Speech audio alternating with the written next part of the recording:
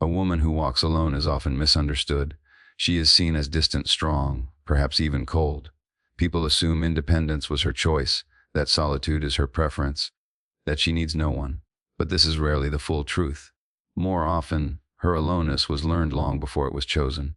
She learned it in moments when her needs were too much for the room, when her emotions were inconvenient, when love felt conditional, unpredictable, or unsafe.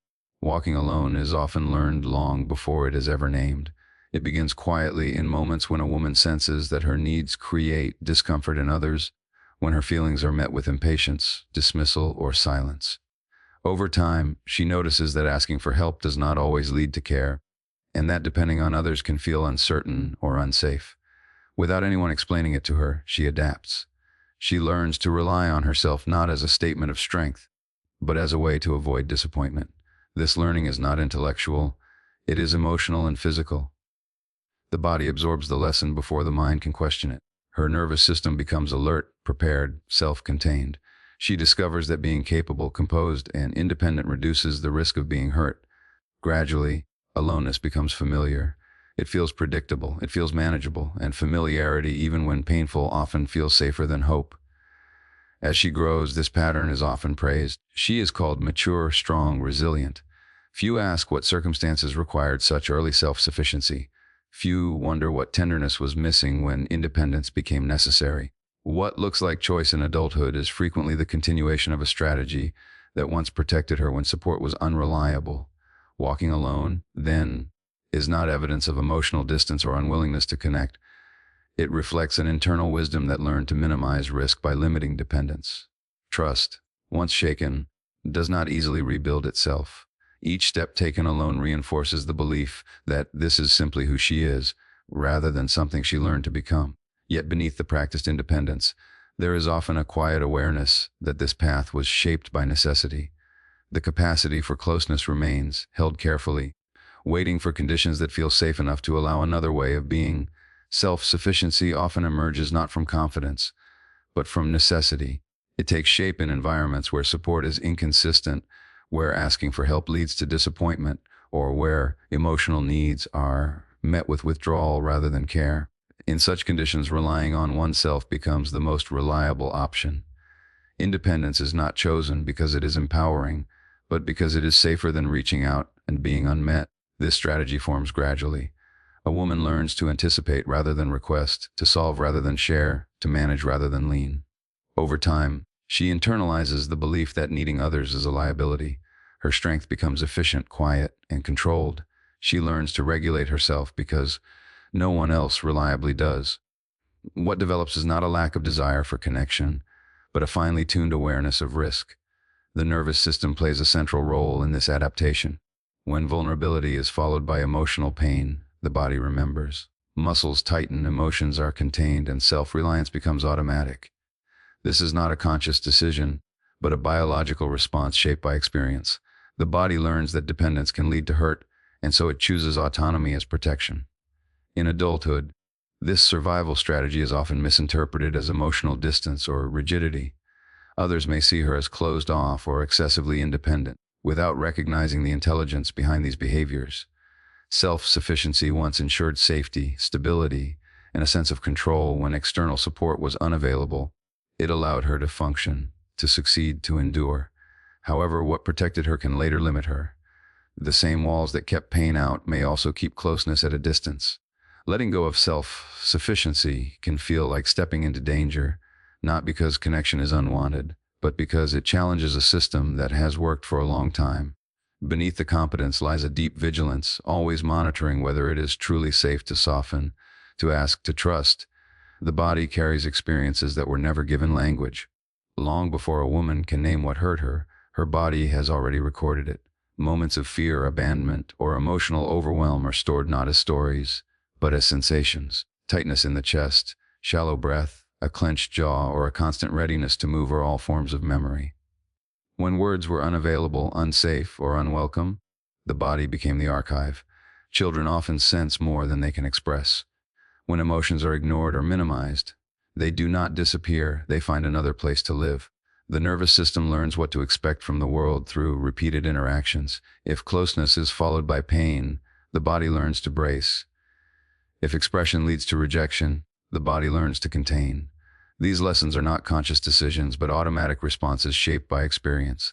As she grows older, these bodily memories continue to influence her behavior. She may withdraw without knowing why, feel anxious in moments of intimacy, or experience sudden fatigue when asked to be vulnerable. Her reactions can seem disproportionate to the present moment, yet they are accurate reflections of the past. The body responds as if old dangers are still present, even when the mind knows otherwise. Society often encourages people to move on or let go, as if insight alone could dissolve these patterns. But the body does not operate through logic. It responds to safety, consistency, and presence. Healing, therefore, cannot be rushed or forced through explanation. It requires patience and a gradual rebuilding of trust at a physiological level. When a woman begins to listen to her body rather than override it, she may uncover grief, fear, or longing that was never acknowledged. These sensations are not signs of weakness or dysfunction.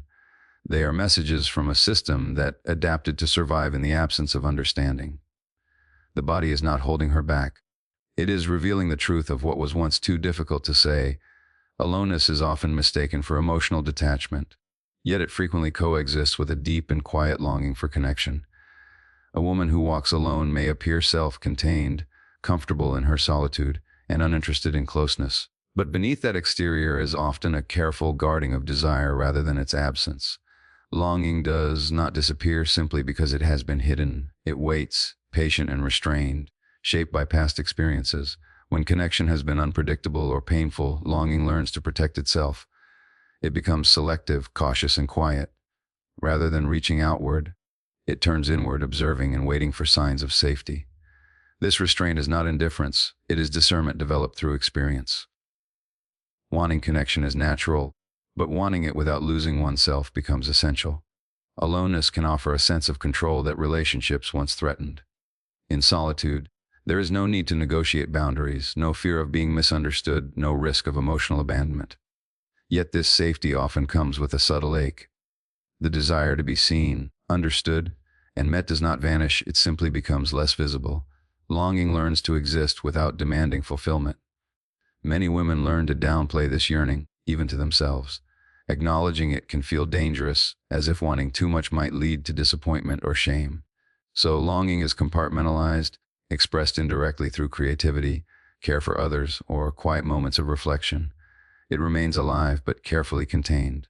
When society equates independence with emotional completeness, it leaves little room to honor this complexity. A woman can be capable, autonomous, and still deeply relational at her core. Aloneness is not a rejection of intimacy, but often a refusal to accept connection that requires compromise of self. Longing remains, not desperate or demanding, but attentive, waiting for a form of closeness that feels respectful, mutual, and safe enough to receive. Healing does not begin when a woman is told what is wrong with her. It begins when someone is willing to understand why she became the way she is. Correction assumes pathology. That something must be fixed, adjusted, or overcome. Compassion assumes history. It asks not what is broken, but what happened. This shift changes everything, because behaviors that once seemed self-defeating start to make sense in the context of survival. Many women carry patterns that others are quick to label as avoidance, defensiveness, or resistance. They may be encouraged to be more open, more trusting, more flexible. Yet these patterns were not created in defiance. They were created in response. They developed at a time when the cost of openness was too high, when trust led to pain, or when adaptation was necessary to belong or endure. To challenge these responses without understanding their origin is to repeat the original injury. Compassion creates safety, and safety is the foundation of healing. When a woman feels seen without being judged, her nervous system begins to soften.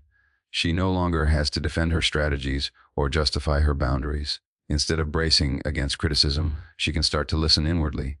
In that space, curiosity replaces shame, and awareness replaces self-blame. Correction often focuses on behavior, while compassion attends to experience. One asks for change, the other offers presence. Healing unfolds not because someone demands growth, but because acceptance allows truth to surface.